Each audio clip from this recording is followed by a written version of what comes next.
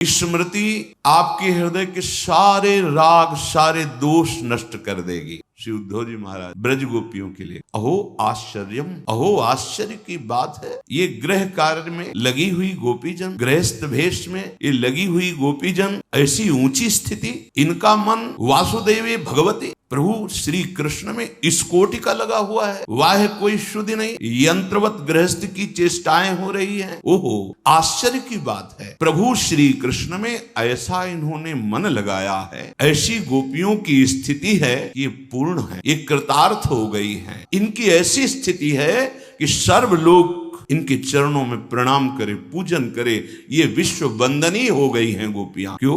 क्योंकि लघु प्रयास साध्यत्वाद भगवती मनोनिवेशनस्येति, इन्होंने कोई थोड़ा प्रयास नहीं किया होगा, बहुत इन्होंने प्रयास किया होगा, तब इस जन्म में आकर ऐसी स्थिति प्राप्त हुई। मनोनिवेश, मन का प्रवेश हो गया श्री कृष्ण।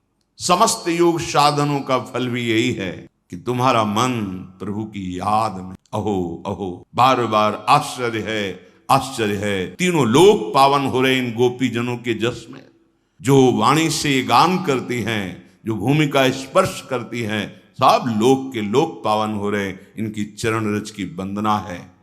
क्यों? स्मृति में केवल श्री कृष्ण, केवल यही सबसे बड़ा योग है। योग का स्वरूप सबसे बड़ा यही है। सर्वतो मन आकर्ष्य, सब जगह से मन को हटा लो और प्रभु श्री कृष्ण में लगा लो, प्रिया प्रीतम में। बार बार उनका नाम कीर्तन, नाम जप, उनकी लीला श्रवण, लीला गायन जैसे बने, उनकी याद। सबसे बड़ा योगी वही जो प्रभु के चिंतन में मगन है। इस संसार में जिन्होंने अपने मन को खींच करके समस्त भोग विलासिता संबंधों से श्री कृष्ण में लगा दिया, श्री कृष्ण के नाम रूप गुण लीला में लगा दिया, कोई भी दुख उन्हें व्यापेगा, कोई चिंता व्यापेगी? कदापि नहीं। कृष्ण पदारविंदयोः एक बारमपि श्री कृष्ण भगवतो वासुदेवस्य पादारविंदयोः चरण कमलयोः निवेशितम, अगर एक बार चित्त प्रभु श्री कृष्ण के चरणारविंद में प्रवेश कर जाए, संपूर्ण परमार्थ के दिव्य सद्गुण उसमें प्रकाशित हो जाए, अब उसको किसी प्रायश्चित की जरूरत नहीं है, समस्त पाप नष्ट हो जाएंगे। स्वप्न में भी कभी यम या यम के दूत प्रवेश नहीं कर सकते। जागृत की तो बात जाने दो, कोई भी दुख, शोक, चिंता, भय, मृत्यु इनका प्रवेश नहीं होगा जिसकी याद में श्री कृष्ण, जिसकी जिह्वा नाम जप करती है, जिसका मन प्रभु के रूप में, प्रभु की लीला मनन में रहता है, उसकी वाणी कभी मिथ्या नहीं होती। न भारती मेंग मृषोपलक्ष्यते, मेरे हृदय में निरंतर हरि स्मरण चलता रहता है, इसलिए मेरी वाणी कभी मिथ्या नहीं होती, मेरा मन कभी असत मार्ग में नहीं जाता। कस्मिन्नपि विषये मृषा मिथ्या नोपलक्ष्यते न बुध्यते, जिसको ये बोध हो गया है कि हमारे जीवन धन भगवान श्री कृष्ण है, प्रभु हैं, और उन्हीं जीवन धन की याद में रहता है, उसका मन कभी कुमार्ग में नहीं जाता, उसकी वाणी कभी मिथ्या संभाषण नहीं करती है। जब मेरा मन प्रभु के चिंतन में लगा है तो इंद्रियां असत मार्ग में कैसे जा सकती हैं? न पतंती न धावंती, इंद्रियां पतन मार्ग की तरफ कभी नहीं दौड़ती। जो मेरी ये स्थिति हुई, मेरा प्रभाव नहीं है, ये भगवत स्मृति का प्रभाव है। मेरी वाणी कभी मिथ्या संभाषण नहीं करती, मेरा मन कभी कुमार्गगामी नहीं होता, मेरी इंद्रियां कभी विषयों की तरफ धावित नहीं होती। उसका प्रधान कारण है हरि को धारण किए, हरि का नाम, हरि का रूप, हरि की लीला। हे राजन, इसलिए बड़ी सावधानी के साथ प्रत्येक क्षण प्रभु का स्मरण करो, हर क्षण प्रभु का, क्योंकि पता नहीं कब मृत्यु हो जाए। मानो राजा परीक्षित जी को तो 7 दिन पक्के थे ना, कि 7वें दिन तक शक आएगा, अपने को 7 सेकंड भी पक्के नहीं है। मृत्यु काल कब आ जाए पता नहीं, तो हमको हर समय सावधान रहना। पता नहीं ये श्वास आखिरी हो तो क्या करना है? बोले आप हर समय भगवत भाव में रहिए, मुक्त हो जाओगे, इसी सेकंड में मुक्त हो जाओगे। अगर इसी सेकंड में प्राण गए और आप प्रभु का नाम ले रहे हैं, राधा राधा कृष्ण कृष्ण, मुक्त हो जाओगे। पराम गति, निश्चित परम गति प्राप्त होगी। अपना भरोसा नहीं कब शरीर छूट जाए। राधा राधा राधा। अविस्मृति कृष्ण पदारविंदयोः क्षणोत्यभद्राणि च समतनोति, सत्वस्य शुद्धिम परमात्म भक्तिम ज्ञानम च विज्ञान विराग युक्तम। उपासक को चाहिए एकमात्र बात पकड़नी है, प्रभु का विस्मरण ना होने पावे, सारे पाप नष्ट हो जाएंगे, सारे दुख नष्ट हो जाएंगे, सारे अमंगल नष्ट हो जाएंगे। यदि तुमने नियम ले लिया है कि मैं प्रभु का विस्मरण नहीं करूंगा, हर समय स्मरण में रहूंगा, विस्मरण नहीं होने दूंगा, तो कह रहे हैं बहुत सुंदर बात, तुम्हारे जो भाग्य का अमंगल लिखा हुआ है, दुर्भाग्य लिखा है, अकाल मृत्यु लिखी है, दुख लिखा है, विपत्ति लिखी, सब नष्ट हो जाएगी। अभद्राणि अमंगलानि पापानि छिणोति नाशयति, ये सब नष्ट हो जाएंगे, कोई और साधन की जरूरत नहीं है। सब मंगलम कल्याणम, वो परम मंगल प्रदान कर, सत्वस्य चित्तस्य शुद्धिम, आपका चित्त शुद्ध हो जाएगा। और इतना ही नहीं, परमात्म भक्तिम, कैसी, एकमात्र प्रभु की स्मृति में इतनी ताकत है, सारे पाप दुख का नाश करके, हृदय को शुद्ध करके, परमात्मा भक्ति, प्रेम लक्षणा भक्ति का ज्ञान वैराग्य युक्त प्रकट हो जाना। अद्भुत ज्ञान, अद्भुत वैराग्य, अद्भुत प्रेम जो हृदय में स्थित भगवान है, अनंत महिमा युक्त उन श्री हरि का स्मरण यदि आपका हो रहा, इससे बढ़कर कुछ नहीं। यदि आपके हृदय में बार बार चल रहा है राधा वल्लभ, राधा वल्लभ, राधा वल्लभ, राधा राधा, कृष्ण कृष्ण कृष्ण, कह रहे हैं इससे वो अत्यंत शुद्धिम लभते, ऐसी हृदय की बहुत शीघ्र शुद्धि होगी जैसी विद्या तपः प्राण निरोध मैत्री तीर्थाभिषेक व्रतदान जप्यई, विद्या शास्त्र स्वाध्याय, तपस्या, प्राण निरोध योग आदि के द्वारा, और भी अपने स्वधर्माचरण के ये जितने बताए गए, इनके द्वारा वो शुद्धि नहीं होती जो हृदय में प्रभु को अपना स्वामी मानकर, उनका आश्रय लेकर नाम जब स्मृति चल, याद में डूबा है प्रभु की, इससे बड़ी कोई तपस्या, कोई तीर्थयाटन, कोई शास्त्र स्वाध्याय, बहुत जितने भी साधन इसके बराबर नहीं हैं। जो भगवान श्री कृष्ण के स्मरण में पवित्रता आती है, महानता आती है, वो किसी और साधन से नहीं आ सकती।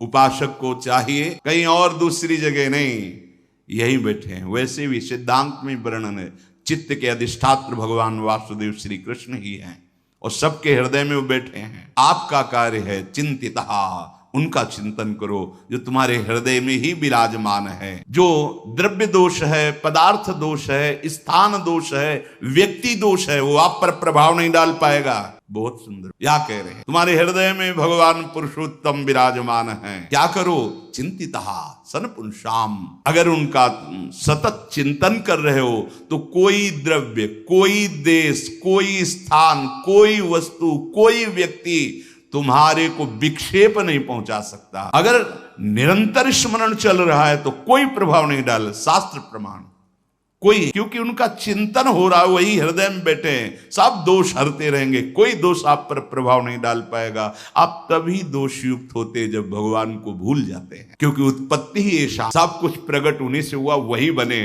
और उनकी स्मृति है तो आपको प्रभाव नहीं पड़ेगा। कलयुग के द्वारा प्रकट हुए जितने दोष हैं, जो भगवत स्मरण करता है उसके ऊपर कोई प्रभाव नहीं डालते। कोई जिते विनायक शुभ अशुभ विघ्न करे नहीं कोई, विघ्न करे नहीं कोई, डरे कलिकाल कष्ट भय, हरे सकल संताप हरसि हरि नाम जपत जय। कोई भी दोष उसे परास्त, पकड़ो इस बात को, रोते रहते हैं ये दुख, वो मन ऐसा वैसा, पकड़ो। सत्संग आपको अमोघ वस्तुएं देता है, आप उसे स्वीकार करें। केवल जिसके हृदय में भगवत स्मृति चलती रहती, कोई भी व्यक्ति, कोई भी वस्तु, कोई भी स्थान, दोष उसके अंदर प्रवेश करके उसे दुखी नहीं कर सकता, उसका अमंगल नहीं कर सकता, क्योंकि भगवत हरि स्मृति सर्व विपद विमोक्षणम, कोई भी विपत्ति तुम्हारे हृदय में प्रवेश नहीं कर सकती। बाहर अपना राज्य लगाए, हृदय शीतल और आनंदित है तो कोई विपत्ति नहीं। हृदय जल रहा है, बाहर संपत्ति इकट्ठा है, क्या संपत्ति। अनेक दोषों का हरण करने वाली एक वृत्ति है प्रभु श्री कृष्ण का स्मरण, जो आपके हृदय में विराजमान। जैसे सोना आग में डाल दिया जाए तो उसका मल अग्नि नष्ट करके उसे प्रकाशित कर देती है। बहुत जैसे अग्नि में पड़ने पर स्वर्ण का मल नष्ट हो जाता है और वो अपने स्वरूप को, असली स्वर्ण प्रकाशित हो जाता है, ऐसे ही आप जब भगवत स्मरण करेंगे, भगवान जो हृदयस्थ श्री हरि हैं उनकी स्मृति, तो अशुभाशयम दुर्वासनाम हंति विनाशयति। सारे अशुभ, सारी दुर्वासनाएं भस्म हो जाएंगी।